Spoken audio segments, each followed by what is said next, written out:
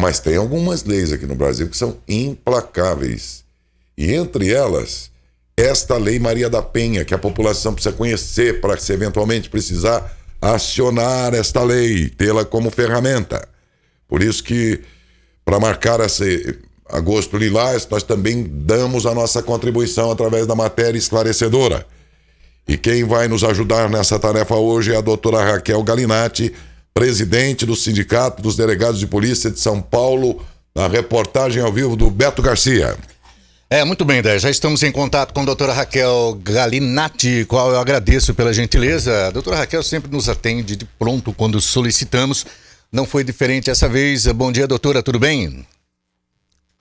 Satisfação falar com você e todos os seus ouvintes e telespectadores aí bem, da região de Matão. Tá certo, obrigado, doutora. Bem, lembrando que nós vamos falar também, né, da situação da Polícia Civil, como está, né? A gente conversou várias vezes sobre isso, daqui a pouquinho também vamos destacar esse assunto. Mas antes vamos falar do Agosto Lilás, que é o mês de conscientização contra a violência doméstica, a violência contra a mulher, né? Eu trabalho, doutora, na área policial aqui, no Jornal das Saudades e na TVM. Acompanhamos diariamente atendimentos de violência doméstica, seja pela Polícia Militar, seja pela Polícia Civil. Qual a análise que a senhora faria de 15 anos aí de Lei Maria da Penha, doutora?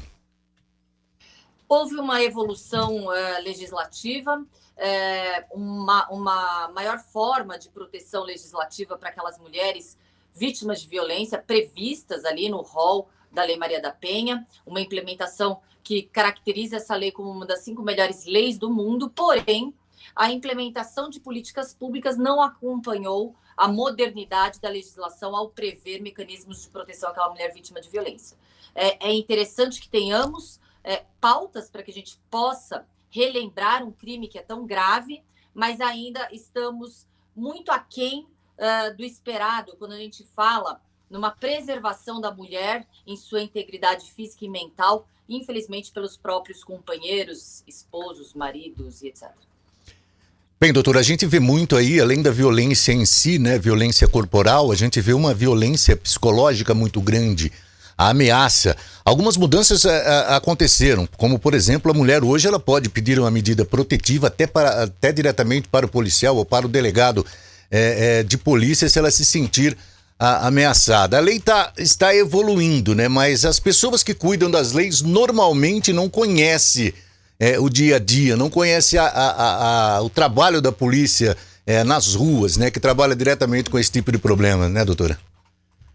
Sim, o que acontece é por falta de estrutura do governo para as polícias, no caso eu falo para a Polícia Civil do Estado de São Paulo, há uma revitimização secundária, ou seja, quando a vítima é revitimizada pelo próprio Estado, quando ela chega até uma delegacia de polícia e não é atendida de forma adequada, na excelência que deveriam ser os serviços públicos. Afinal, temos excelentes policiais que poderiam sim prestar um serviço público adequado para a população. Porém, por falta de estrutura, por déficit de policiais, que hoje a gente tem um déficit na Polícia Civil que supera 15 mil policiais, pelos péssimos salários que contribuem com que muitos policiais saiam da instituição para exercer outras atribuições, até mesmo no setor privado. Temos também péssimas estruturas, tanto de delegacias de polícia, maquinários, tecnologia, armamentos, viaturas. Então, simplesmente, a população está à mercê da criminalidade quando o seu governo a abandona dessa forma. Nós percebemos, podemos falar aqui por Matão, né? Matão se entra nas delegacias aqui, né? São 2 delegacias e mais a DDM. A DDM, o prédio novo da DDM está há anos parado, né? Quer dizer, ainda está atendendo em um local pequeno. A falta de policiais civis ela é bem clara, porque quando se entra, encontramos estagiários, encontramos guardas civis municipais, aliás, exercendo o trabalho, tanto estagiários como guardas civis municipais, de acordo com o que eles podem, né? Isso vai de encontro o que a senhora falou. A falta de policiais é muito grande e a ponto, né, de o salário não ser atrativo e pessoas até que passam em concurso desistir, como aconteceu com muitos delegados nos últimos anos aí, doutora. Sim, e esse é o papel fundamental da imprensa ao exigir, ao fiscalizar a atitude e que obrigações sejam cumpridas por parte do governo. Não tinha conhecimento dessa nova delegacia aí de Matão, mas o que a gente pode perceber é que a política é uma política de pastel de vento. Anuncia-se a todo instante que delegacias serão abertas, que serão distribuídas armas de ótima qualidade ou que viaturas blindadas serão distribuídas. Porém, somente existe este anúncio, e quando há uma distribuição ínfima, perto do contingente necessário. Então, essa realidade é mais uma realidade triste. Inaugurou uma delegacia de polícia, cofres públicos foram gastos para poder ter um prédio dessa estrutura, porém não temos o mais importante, que é o policial. Doutor, eu conversava ontem, inclusive, com os delegados aqui de Matão, doutor Mário Marcuzzo, doutor Alfredo, a gente sempre passa diariamente na delegacia, bater um papo e tal, e a gente comentava sobre um assunto que eu recebi também uma pergunta aqui de um delegado já reformado, já se aposentou, sobre o aumento, né? Teve um aumento de 4% aí no salário, no entanto, a pensão mensal de 11% para 16%, outro aumento, 5% do salário, aí aumentou 10% no que tem que ser descontado. Ficou uma situação meio estranha aí. Afinal, subiu o salário ou baixou o salário? É uma situação gravíssima. A coerência, ela não faz parte das narrativas quando colocadas ali. O que a gente percebe é uma distorção completa na execução quando tenta se acompanhar a narrativa. A narrativa nitidamente é falaciosa do governador quando ele anuncia, promete e reitera por diversas vezes que o salário dos policiais de São Paulo serão os melhores salários do Brasil. Não só a Polícia Civil, como a Polícia Militar amarga péssimos salários, e nós figuramos no pior ranking da federação, e é algo inadmissível, porque estamos falando do maior cofre do Estado da federação. O Estado que mais arrecada, o Estado mais rico da federação, isso é anunciado a todo instante. Agora, o governo, a estrutura do governo, ela não é uma estrutura de setor privado, porque aparentemente o governador do estado ele é um ótimo gestor, mas é um ótimo gestor no âmbito privado, é um péssimo gestor público a partir do momento em que, para que anuncie um cofre superavitário, ele deixa em débito, ele dá calote ao salário dos policiais, não cumprindo com as suas obrigações.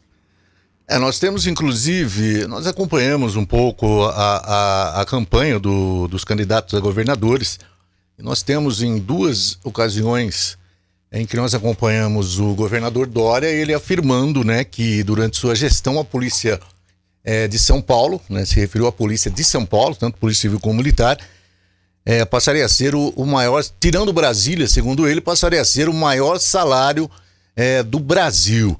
Mas parece-me que, por enquanto, não há nenhuma sinalização em relação a isso, né, doutora? Nenhuma, e ainda é tempo de corrigir e de tentar fazer a verdade. Tá aí, né? A defasagem hoje ela é pública e notória em todas as delegacias que você vai. Isso acaba prejudicando o atendimento, prejudicando a investigação. Voltando, por exemplo, no caso da DDM, né? Delegacia de Defesa da Mulher. Nós estamos falando justamente disso, da violência contra a mulher. E a Polícia Civil não estando equipada com pessoas, né, não tendo esta mão de obra para oferecer de acordo com o que tem que ser oferecido, fica muito difícil até o trabalho ser realizado. Os delegados têm que se virar nos 30, né, doutora? E muitas vezes, claro, acarretam diversos problemas, uma sobrecarga desumana de trabalho, problemas psiquiátricos, o alto índice de suicídio, o alto índice de depressão na instituição Polícia Civil. E a gente vê que, a partir do momento que uma instituição de Estado que tem atribuição legal e constitucional de combater o crime, de investigar e dar aquela resposta à sociedade, dar a certeza do castigo para aquele que pratica o crime, a gente vê que o que impera é a impunidade e o que impera é a liberdade do crime ao não ter a instituição forte para combatê-lo. Qual a sinalização que o governo atual deu ao sindicato, por exemplo, da Polícia Civil? Houve alguma sinalização de uma conversa, de um diálogo? A gente vê, como a senhora citou, viaturas blindadas serão distribuídas, tantos policiais. Houve algum tipo de diálogo? Está tendo esse diálogo ou é difícil falar com o governo estadual nessa situação, doutora? Não, diálogo existe, mas existe com assessores que não têm nenhum poder determinativo de deliberar realmente as atribuições ou deliberar ordens. Então, nós falamos sim, muitas vezes, mas o governo ele não está aberto para as demandas, ele deixa os seus assessores que muitas vezes blindam essas demandas ali e não dão efetividade. Afinal, nós falamos com assessores que não têm o poder deliberatório de decisão. Para que esse atendimento melhore na Polícia Civil, na DDM, qual a defasagem? A senhora tocou num número alto aí. Hoje na Polícia Civil do Estado de São Paulo, temos um contingente de aproximadamente 28 mil policiais. Teríamos que ter aproximadamente 43, 44 mil policiais. Isso é um quadro que está ali de lotação sem ter o acompanhamento do crescimento populacional. É um quadro que já está aí há mais de 20 anos. Ou seja, não só não houve o acompanhamento do crescimento populacional, como este quadro diminuiu. Então, temos um quadro que está diminuto, que está em déficit, sem o acompanhamento do crescimento populacional, para você ver a gravidade da situação. A gente acompanha que em vários governos não houve investimento na polícia, quer queira na polícia militar ou polícia civil. Deixaram muito tempo sem mexer isso, e na tua opinião isso se torna mais difícil hoje em virtude do tempo que não houve esse investimento, doutora? Não, eu acredito que um governo sério, um governo comprometido com o combate ao crime, um governo comprometido com a segurança da sua população, ele não colocará desculpas e ele investirá nas instituições que têm atribuição legal e constitucional de combater o crime. Agora, um governo que não tem o compromisso de combater o crime e a corrupção, claro que ele não terá interesse em investir nas instituições que têm essa atribuição.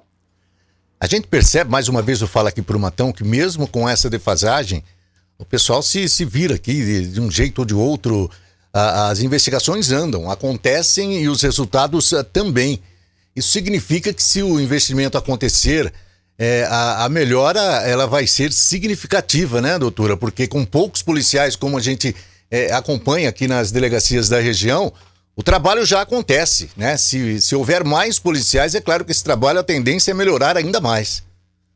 Sim, a Polícia Civil do Estado de São Paulo é uma das melhores polícias da América Latina, mas este mérito se dá graças ao esforço, comprometimento, heroísmo e profissionalismo dos policiais que integram a instituição. Este mérito não é do governo, afinal o governo não estrutura suas polícias.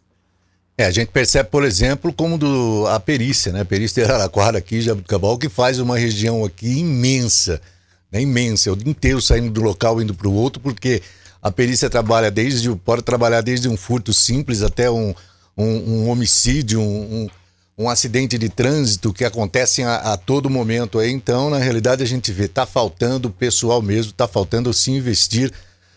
Eu tô há 20 anos em Matão e fazem mais ou menos isso que eu vejo, as mesmas viaturas, por exemplo, aqui em Matão. Nós estamos falando de Matão porque estamos aqui, né? Em outras cidades não deve ser diferente, doutora. Tem viatura que está na rua e está praticamente sucateada. Sim, infelizmente o estado de São Paulo, ele tem essa linearidade em péssimas estruturas para a instituição Polícia Civil do Estado de São Paulo. Percorri todo o estado por 3 vezes ao longo da minha gestão aqui como presidente do Sindicato dos Delegados e pude, infelizmente, presenciar o descaso do governo para o investimento com a segurança da população do Estado. Diversos relatórios já foram enviados ao governo. Estamos aqui à disposição para poder auxiliar o governo na sua incompetência, na sua insuficiência. Estamos aqui à disposição, porque percebemos que existe uma incompetência latente. Caso não consigam resolver esse problema, o Sindicato dos Delegados de Polícia do Estado de São Paulo está inteiramente à disposição para auxiliar a população do Estado e a segurança pública do Estado de São Paulo.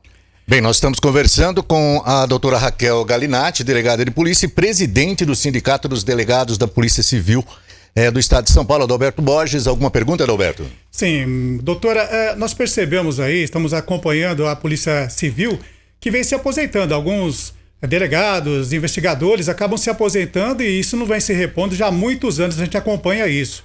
Os que estão aí estão trabalhando em dobro, tomando conta não só de uma cidade, mas de várias cidades também. Isso acaba trazendo um alto estresse para o profissional dessa área. Outra informação também, doutora, que o ano passado foi aberto o concurso, mas parece que o governador fechou esse concurso por causa da pandemia e era só para contratar 2.939 profissionais, sendo aí 1.600 vagas para escrivão, 900 para investigador, 250 para delegado e 189 médicos legistas. Quando vai voltar a abrir esse concurso novamente para amenizar aí esse sufoco da Polícia Civil? Sim. Além da abertura de novos concursos, há necessidade urgente de contratação, de nomeação daqueles candidatos que foram aprovados nos concursos datados em 2017. Não só há uma morosidade na abertura dos concursos públicos para ingresso aos quadros da Polícia Civil do Estado de São Paulo, como uma morosidade na nomeação. Muitas vezes, alguns candidatos aprovados, eles perdem aquele concurso, não são nomeados por justamente expirar o prazo de validade daquele concurso. Então, é uma situação em que não temos como admitir uma falta de organização, de cronologia, até mesmo nos ditames ali da instituição, porque pela ausência de autonomia institucional, a Polícia Civil ela não tem autonomia para elaborar os seus próprios concursos e ela fica à mercê das vontades políticas daquele governista, plantonista, temporário ali do momento. Doutora, eu... passando a vista aqui no noticiário de hoje, estou vendo que os governadores estão se reunindo e formando uma comissão deles para tentar acalmar essa instabilidade entre os poderes e tudo.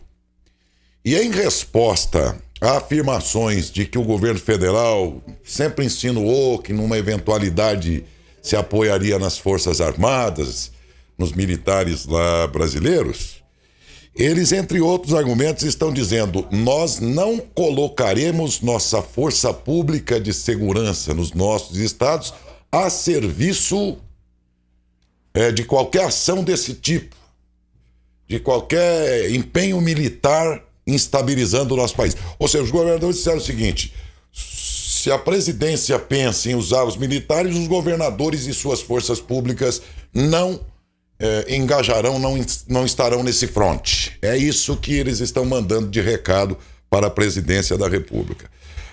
Daí vem uma outra pergunta, eu só fiz isso para ilustrar, para dizer assim, quer dizer, aquilo que, particularmente em São Paulo, criou um ânimo nas forças de defesa, nos setores de segurança do governo do estado de São Paulo, entre eles, claro, está a Polícia Civil também, por que não? De tudo prometido e nada cumprido, e São Paulo continua recebendo na sua Polícia Civil os piores salários do país. O Amapá, um policial ganha mais que aqui. Agora que a coisa aperta, a defesa dos estados tem valor, não, doutora?